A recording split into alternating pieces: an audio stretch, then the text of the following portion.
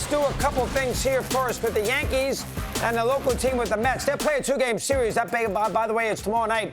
It will start at Citi Field. The Yankees had a very numbing best-of-3 series against the Red Sox where they just didn't score. Now, there's no Bader. He rested Stanton. Obviously, Judge is out, and the Yankees have to have him.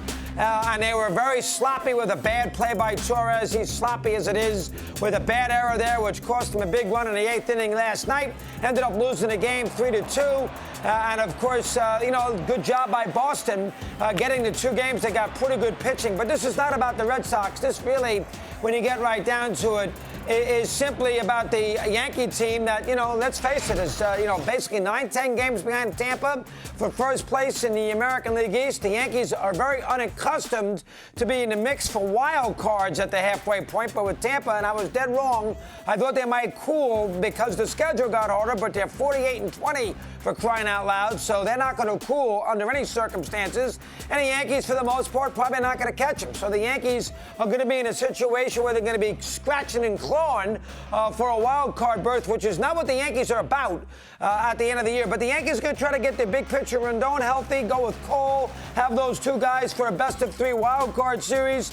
Be interesting to see what the Yankees will do if they push pedal to the metal to get home field in a wild card scenario, or not worry about where they play the games and just, get their team healthy and away we go. I know that's premature, and I know you're saying, Chris, geez, really? We got 85, 80, 90 games to go. But the Yankees don't catch in Tampa. I mean, I got to be fair. They're 9-10 games behind. And they're 3rd place. They got Baltimore to climb over. They're not catching Tampa. So if you look at the American League right now, Tampa and Texas and Tampa had a pretty competitive series this weekend. They look to be the 1-2 seeds with the byes. The 3rd seed would be the NL Central winner. And then Baltimore, the Yankees, and the Orioles. Baltimore, the Astros, and the Yankees will be the 3 teams in a 4-5-6 road. The 4 team gets to 2 games. The 5 and 6 don't. So we'll see how it operates down the road. Listen, the Yankees are a very strange team. I mean, they had a rough homestand. They lost 4 out of 6. The White Sox beat them. Obviously, the Red Sox just beat them. The Mets and the Red Sox again this week. The Yankees can't quite get everything going.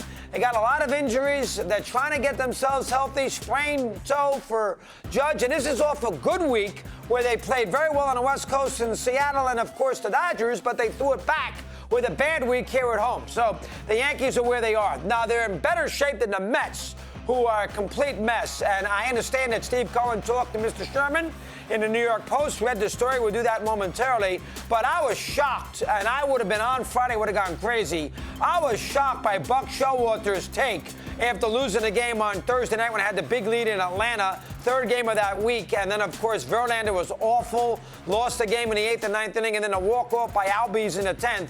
And Buck's comment after the game is, well, I'm proud of my guys for scoring runs against Strider. Buck, really? This is where we're going now? When you're 4 games over 500 and you're proud after you got bamboozled in Atlanta that you scored a few runs against Strider? How about a couple of those extra runs for yesterday when they lost 2-1 to Keller and the Pirates? How about some runs in that scenario? Yes, Alonso's out 4 weeks. He's not obviously the same lineup without him. But the Mets got to stop with the pats on the back and the participatory trophies and go out there and win some ball games. I mean, I'm not interested in how many runs they score. I'm not interested in injury updates. I'm not interested, and this is the way I do it in my hedge funds, so I'm going to do it here too. The Mets are an embarrassment. I mean, they got a $350 million payroll. I mean, it's $350 million. It's not $150 million. They are leaps and bounds above everybody in this sport. And I know you can't always gauge it by the money, but with that $350 million payroll, you know what that means, don't you? That means $10 beers at Citi Field. That means incredible parking prices. That means high price of tickets. That's what that means. And for $350 million, that cost gets sent down to the fans, and the fans are frustrated. I talk to them all the time. The fans are frustrated right now. They're upset. This is a horrendous performance by the Mets here halfway through the season. Now, you got plenty of time to recover. Obviously, last year they were great, and then they fell apart. And obviously, in the National League, they're going to, listen, there's a couple of bad teams that are going to make the playoffs. There's a lot of bad teams in the National League. I mean, San Diego and the Mets are bad teams. I know San Diego's a little better lately, but, they're bad teams. The Marlins, really? I mean, so from that standpoint, the Mets have time to correct themselves. But, boy, they have played basically 43% of the season, and they've been bad. And they're not getting any better anytime soon. No Alonso, and here come the Yankees for a couple of games here at Citi Field. So the Mets, terrible series in Pittsburgh, bombed in the first game, couldn't score in the third game off 3 horrendous performances in Atlanta, and Buck's excited because they scored some runs against Strider in a game they lost anyway. I did not understand that take. That is item number. I know Buck wants to be buddies with the players, but that I didn't understand. That is point number 2. How about Arizona? 40-25 now in the NL. And obviously in that Western Division, great comeback yesterday against the pitiful Tigers. They got 4 in the 9th, got a lot of big hits. Big hit by Walker. And Arizona, now listen, that road trip wasn't that difficult. Tigers stink. I forget who they played prior to that. Nothing phenomenal. But Arizona's done a very, very good job here. They're 15 over. They got speed. Carroll's going to win the Rookie of the Year. Walker's a big home run hitter. I mean, they got 2 guys at the top of the rotation. They even won a game yesterday, which started at 8:35 a.m. local time in Arizona, with the Peacocks start at 11:30, and they still won the game. Excellent job by Arizona. Now a little cushion as far as the NL West is concerned. They have played well against the Dodgers, who have been awful. I mean, the Dodgers had a rough road trip. They lost 4 out of 6. They got basically bamboozled twice in Cincinnati with, walk-offs. And then they lost a game with Schwarber there on Friday night with another walk-off. And then yesterday they didn't have it, and they lose easy. And the Dodgers right now, what are they, about 8-9 games over? I think they're 37-29. Is that what it is? I mean, the Dodgers have not played well for a period of time. They're excellent at home. They're 20-10 at home. But they lost to the Yankees in the 3-game series. They got the White Sox and Giants this week. Then they go play the Angels. And then they have the Astros. They should have an opportunity here to do a little damage in the next foreseeable future. But the Dodgers are just not that good. I mean, that's just all. I mean, they can say anything they want to. Starting pitching, Syndergaard and everything else has been very erratic. Kershaw a little better lately, but it's been erratic. Their offenses come and go. Their bullpen's been terrible. I mean, the Dodgers just really aren't, from the get-go, they had that great streak at home against bad teams, St. Louis and Philadelphia, who were going through bad times when they swept both. But the Dodgers are just not playing well. I mean, they're going to make the playoffs, don't get me wrong. They're going to win somewhere around 90 games, don't get me wrong. But I'm not too sure right now if they're going to win this division in the NL. Lana will amplify here momentarily. So the Mets are the real concern. Terrible, 31-35. 4 under 500, and the Yankees for the next 2, and the Mets never play well against the Yankees. I mean, last year they won a couple games, but the Yankees are going to pitch, obviously, Severino and Cole these next 2 days against Scherzer and Verlander. And again, for $80 million a year apiece, $80 million total, $40 million apiece. Can I have a little better performance out of Scherzer and Verlander?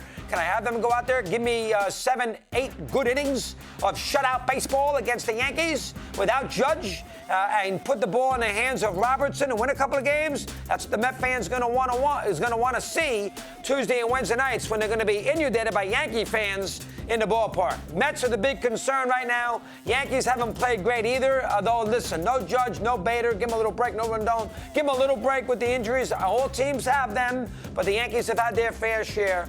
We shall see as we move it along. And Torres, you got to catch that ball at second base yesterday. Really cost the Yankees the ball game. Lots to do, more to obviously all morning. And here's Alana right now is going to help us out here on High Heat on this Monday. Alana, it's all yours. Take it away.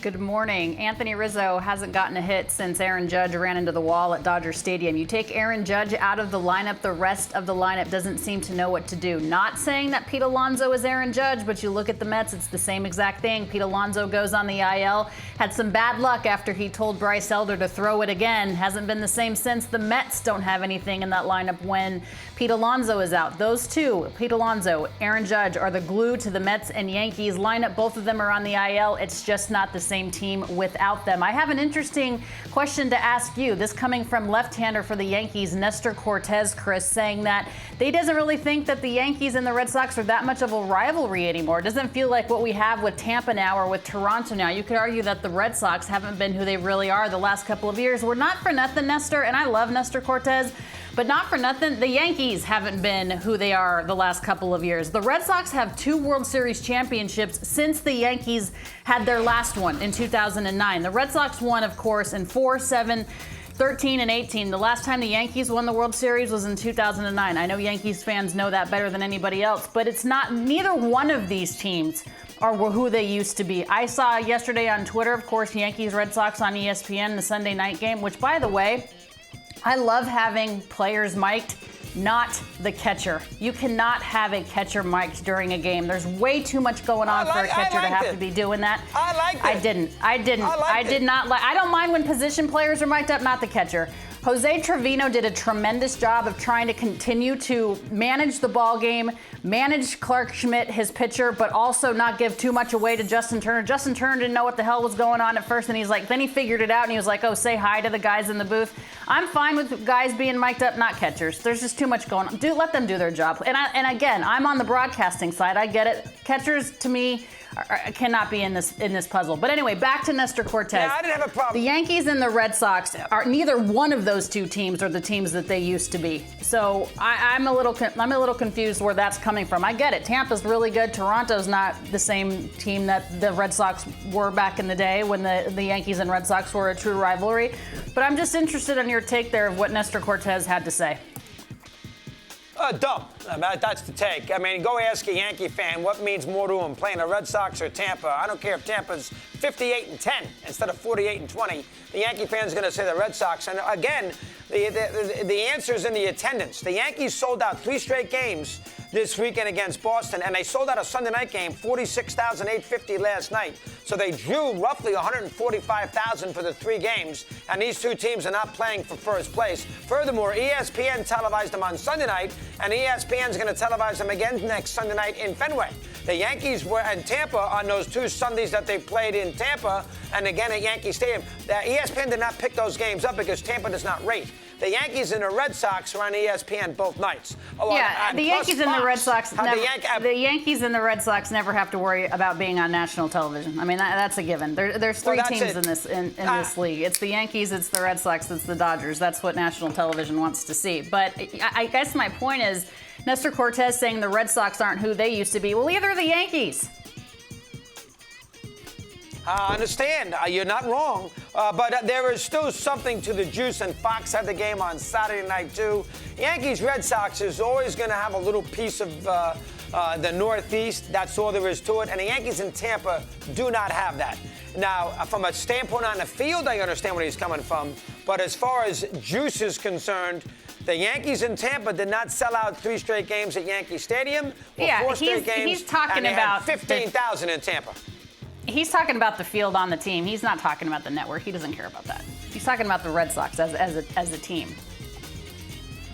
But juice is the building. That's the juice. Yeah, I understand. The juice is the energy in the ballpark. I guess Cortes wasn't there this weekend.